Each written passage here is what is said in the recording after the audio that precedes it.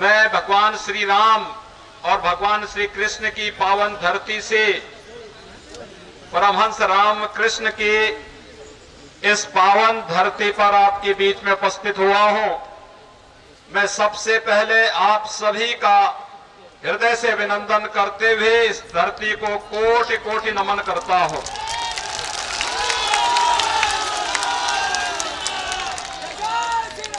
भाइयों बहनों,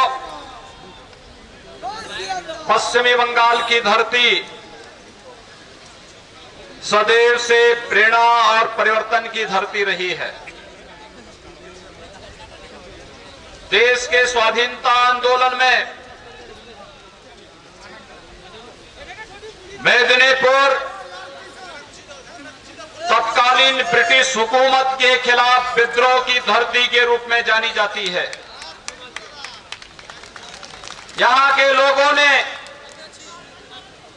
जब भी आवश्यकता पड़ी विदेशी दासता के खिलाफ आंदोलन करने में किसी प्रकार का कोई संकोच नहीं किया, और जब देश ब्रिटिश हुकूमत के अंदर पराधीनता झेलने के लिए मजबूर था, उस समय भी समय समय पर क्रांति की एक नई ज्वाला जलाने का कार्य यहां की आध्यात्मिक और सांस्कृतिक परंपरा के साथ साथ यहां के महान क्रांतिकारियों ने किया। चाहे वह रामकृष्ण परमहंस की परंपरा में स्वामी विवेकानंद का उद्घोषणा हो, और चाहे इस धरती पर नेताजी सुभाष चंद्र बोस ने भारत की आजादी के लिए किए गए अपने योगदान के लिए उनका स्मरण हो। साहित्य संस्कृति के क्षेत्र में बंगाल का जो अद्भुत योगदान है वो अत्यंत सराहनीय और अविस्मरणीय है, अभिनंदनीय है। और कौन इस बात को भूल सकता हो कि सन्यासी विद्रोह की धरती भी आपके बंगाल की धरती रही है। बंगाल की धरती ने इस देश को एक अमर गीत वंदे मातरम दे करके आजादी के बाद वंदे मातरम का एक गीत भारत का राष्ट्र गीत बनने का सौभाग्य प्राप्त कर रहा है, और आज भी भारत के कोटि कोटि जनमानस को एक नई दिशा देने का कार्य कर रहा है। यह कार्य भी बंगाल की धरती से यह कार्य आगे बढ़ता है। भारत का राष्ट्र गीत, राष्ट्रगान गुरुदेव रविंद्रनाथ टैगोर ने ही बंगाल की धरती से दिया था। इसलिए भारत की आध्यात्मिक, सांस्कृतिक और राष्ट्रवाद की इस धरती को कोटि कोटि नमन करते हुए आज मुझे बहुत प्रसन्नता की अनुभूति हो रही है। मैं प्रातः काल से ही बंगाल की धरती में अलग अलग स्थानों पर भारतीय जनता पार्टी के कार्यकर्ताओं और प्रत्याशियों के समर्थन में अपार जनसमूह के द्वारा जो समर्थन दिया जा रहा है उसको अपनी आंखों से देख रहा हूं, और मैं विश्वास के साथ कह सकता हूं कि जनता पे, बंगाल की जनता ने बंगाल के अंदर परिवर्तन की ठान ली है। अब उसे कोई रोक नहीं सकता है।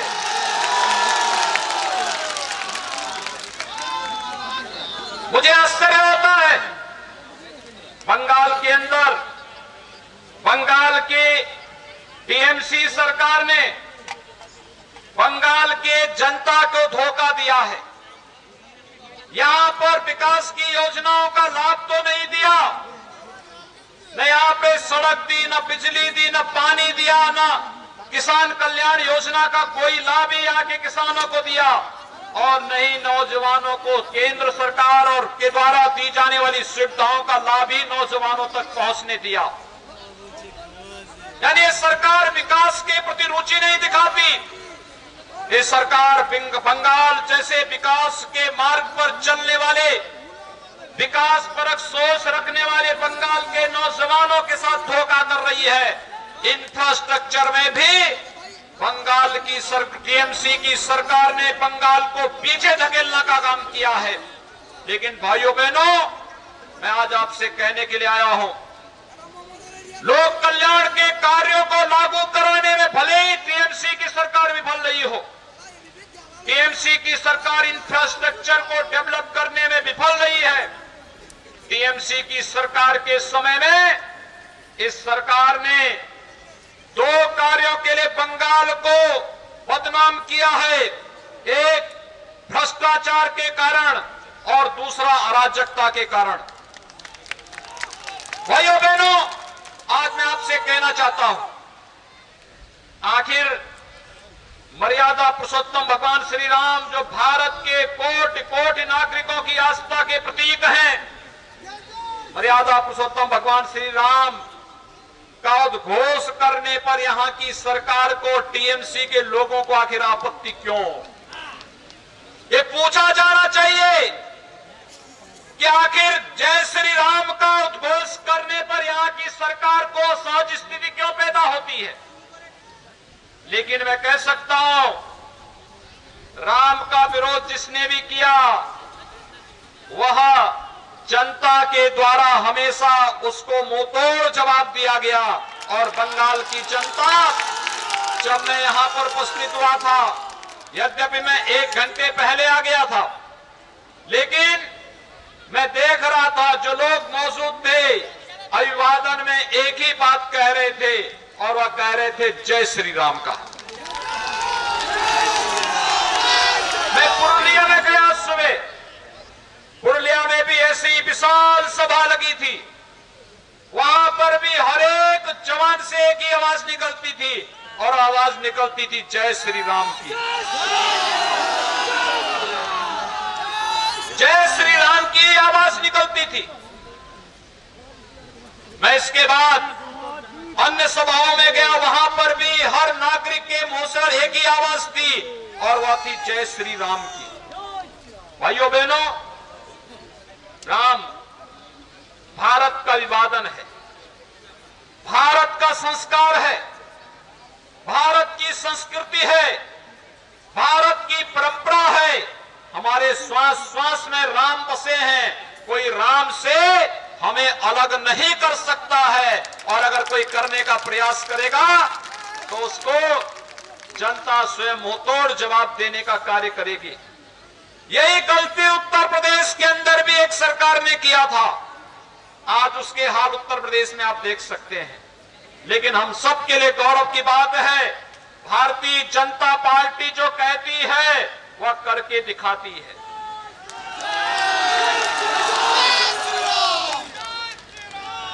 भारतीय जनता पार्टी जो कहती वह करके दिखाती है।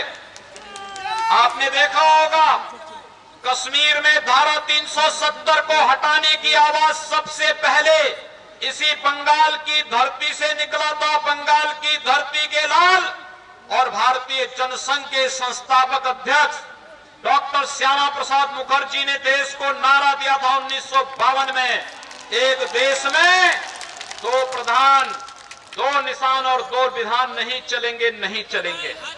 ये बंगाल की ही धरती थी। डॉक्टर श्यामा प्रसाद मुखर्जी ने भारत की एकता और अखंडता के लिए अपना बलिदान दिया। कश्मीर की धरती पर देश को धारा 370 का जख्म देने का काम और ये पाप किया था कांग्रेस की सरकार ने, और उस पाप को पूरी तरह समाप्त करके आतंकवाद के इस एक नमूने को पूरी तरह समाप्त करने का कार्य किया है प्रधानमंत्री मोदी जी ने और गृह मंत्री अमित शाह जी ने। आज कश्मीर में धारा 370 समाप्त हुई। डॉक्टर श्यामा प्रसाद मुखर्जी के सपने को साकार करने का कार्य प्रधानमंत्री मोदी जी ने और गृह मंत्री अमित शाह जी ने किया है। और इसी प्रकार से भारतीय जनता पार्टी का ही नहीं बल्कि भारत का हर आस्थावान व्यक्ति एक ही नारा लगाता था, और वो नारा लगाता था कि रामलला हम आएंगे, मंदिर वहीं बनाएंगे।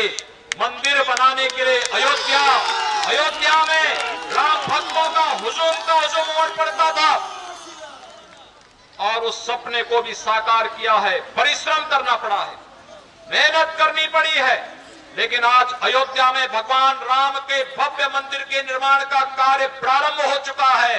और मैं आप सभी मेदिनीपुर के सभी भाइयों और बहनों का आह्वान करूंगा, अयोध्या में अगले 3 साढ़े 3 वर्षों के अंदर भगवान राम का भव्य मंदिर बनेगा।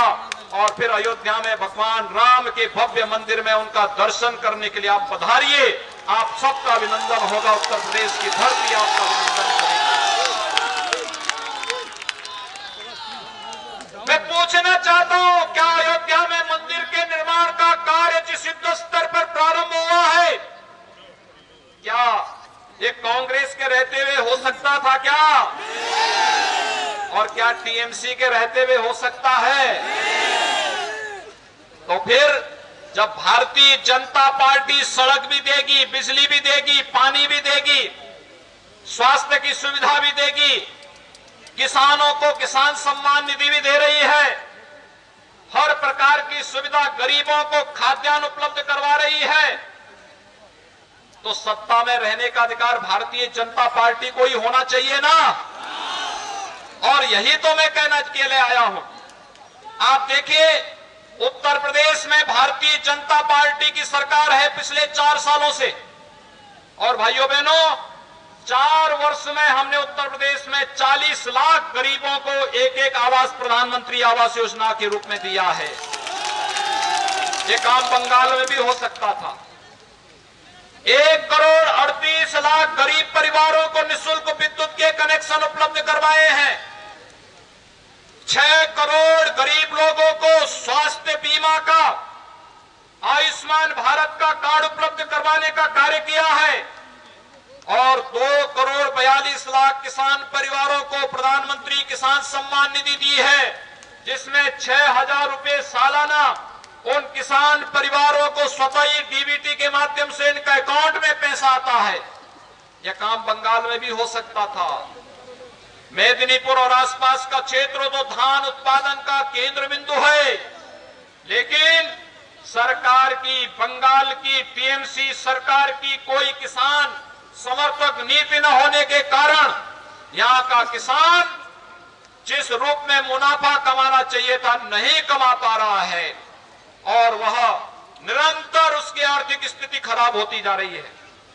मैं आज आप सबका आह्वान करने के लिए आया हूं। भाइयों बहनों, मोदी जी ने देश के अंदर विकास की एक सोच दी।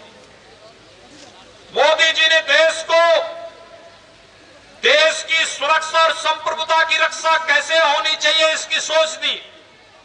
मोदी जी ने देश के अंदर इंफ्रास्ट्रक्चर डेवलपमेंट के माध्यम से रोजगार की संभावनाओं को कैसे बढ़ाना है, इसकी सोच मोदी जी ने देश को दी, और वैश्विक मंच पर भारत की प्रतिष्ठा बढ़ा करके भारत के 135 करोड़ नागरिकों का सम्मान वैश्विक मंच पर कैसे होना चाहिए, यह सोच भी भारत की जनता का वैश्विक मंच पर सम्मान देने का कार्य भी मोदी जी ने दिया है।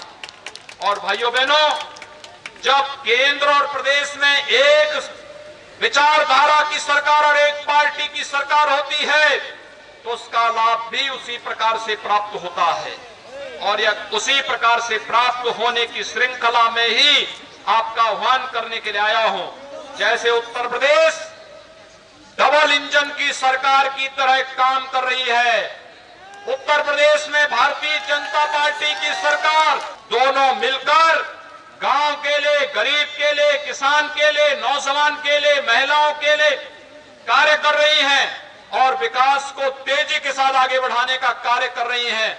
उसी प्रकार का कार्य बंगाल में हो सकता है, और इसीलिए हम सब आपके पास आए हैं।